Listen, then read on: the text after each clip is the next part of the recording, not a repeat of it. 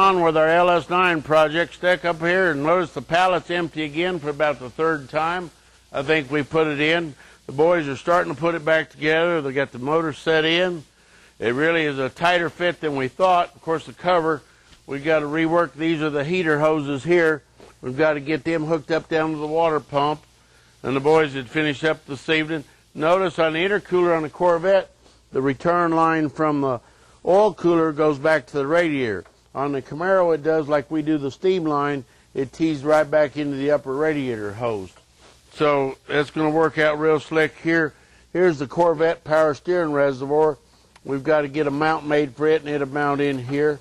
We're really close. Tony's got the wiring, and James where it's, and Ken now where they think it's all right. So we'll know maybe in a day or two when we turn the key. We opted to maybe put the oil tank down in front of the radiator, but then we decided because of the air dam on the front of the car, it might interfere with getting air to the radiator. Notice how they're scooping so much air up underneath to get it up to the radiator. So that we opted to go ahead and put the oil tank in the back. They got the motor back in. The trans works. We even got clutch. We're using the McLeod dual disc clutch. It ought to take from 700 to 800 horse. So we opted to go with that flywheel pressure plate and clutch assembly. So that in turn ought to work to do what we want to do. We got some carbon fiber covers being made to cover up the tank and a little bit on the front to help the looks of it.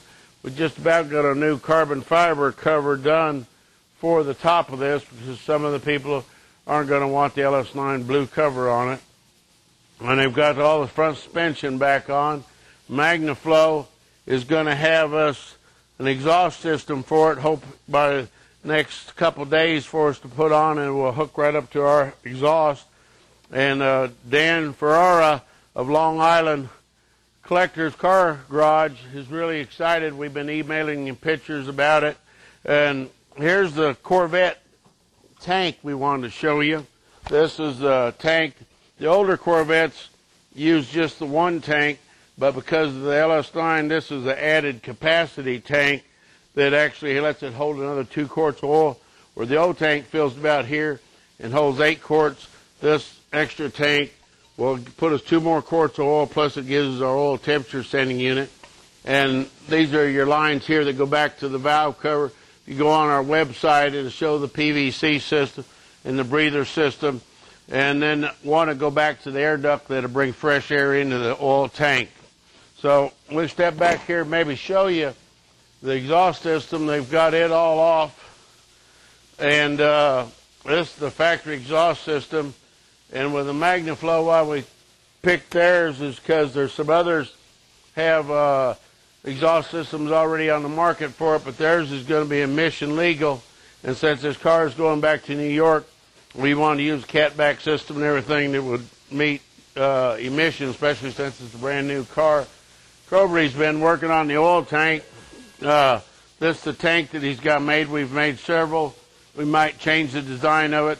I hadn't talked to him yet to measure it out and see how much quarts of oil, but we want to have at least 8 quarts of oil in it, where the factory's running 10. But it's really coming along the next day or two. Now that we got the clutch assembly working like I think we want it to, we feel real good there. We've got the harness basically all worked out, so we hope to it's going to mount right back in the stock system. So I just feel like now if we just get some wheels on the car, this is going to be a real bear for the Mustangs and the Challenger boys. Be a real surprise when they pull up beside this Camaro looking basically stock. We'll check in the next day or two and we'll show you the new exhaust system from MagnaFlow and some more things that we're doing, and we ought to be a lot further along. Step on up here and look at James and Cobra John and Tony. Sure got a lot done over the weekend. Worked most of the weekend, but it's sure looking good on our 2010 Camaro. We wanted to show you underneath the exhaust and everything. Notice that we still got the Corvette oil cooler, that all hooked back up. Notice the LS7 and 9 pan with our fittings in, let us hook our oil lines up. Remember, we put the oil tank in the trunk because of room up front. It's got Street Performance Chromix headers on it. But one of the best things we got was from MagnaFlow. We got an exhaust system, all stainless steel. Probably the simplest thing we did on the whole car. It bolted right in, come with its own mounts. It was a bolt-in deal. It's got the stainless tips on it. It's got the stainless mufflers, so this car, you can drive it in the east or anything and don't have problem with exhaust, but it sure makes a bolt-in system. They offer a 2.5-inch exhaust and a 3-inch, and Dan wanted a car kind of quiet, so we did it with 3-inch, but we didn't do the performance exhaust like for racing. They have an exhaust just for racing. But notice that the T56 Trans is different than we've seen in the past.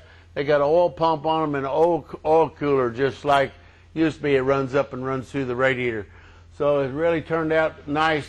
Now we're going to do a Detroit Speeds coming out. We've got it. Now new sway bars front and rear and a lowering kit. We're going to get it a little bit lower on the ground. And Larry, let that down. We'll show them what it looks like under the hood. Really looks good. Looks just like the factory had done it. We've seen a LS7 out at SEMA this last year in a new Camaro, but the LS9 really looks good. Notice that Cobra John built the air ducting. It's all out of aluminum. Built the box all out of aluminum. We use a Spectrum 10-inch filter. Has the credit card style mass airflow, and still use the original radiator hoses, the original heater hoses. This is the air duct, and we have right underneath it here the valve for checking your coolant level in your heat exchanger for the blower. And then we got a carbon fiber box we ought to have done for the fuse panel and for this front access panel. Really going to make a neat deal. Larry, start it up and let them see what it sounds like. Sounds good. When a Mustang pulls up beside it, he won't know the difference till he sees the tail lights. This really turned out to be a slick car. Sounds good with a mild exhaust. Still is not so noisy that a roar running down the road. Everything works. We actually even used the Corvette power steering cane. We tried to make this all look factory. It's got the factory radiator. We got the reservoir we showed you earlier out in the grill for the water for the intercooler. We used a Griffin intercooler, all aluminum. So it really made a good connection. We have those items, and we're going to be able to put this in a kit for you guys that want to do the swap with a 7 or a 9. Because the motors were taken out, it was easy to sell that. It really looks good. If we step around to the back, it sounds good too. Got a good sound going down the road without a roar. Notice how good it looks in the back. The Mustangs, all they're going to see is the tail lights.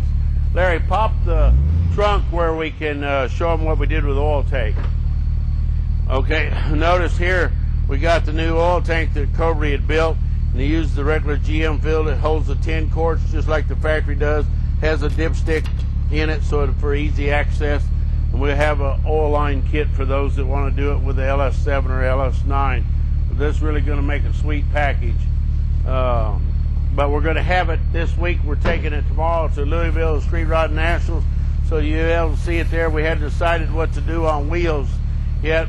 But we're going to do wheels, and we're going to put some bigger brakes on it, because with all this power, it's definitely going to need some better stopping. We get back from Louisville, then we're going to take it and put it on a chassis dyno, and Tony's going to put his fine tune on it. And we'll keep you posted with some dyno video plus all the dyno readings. It's going to be a neat package. Come and see it.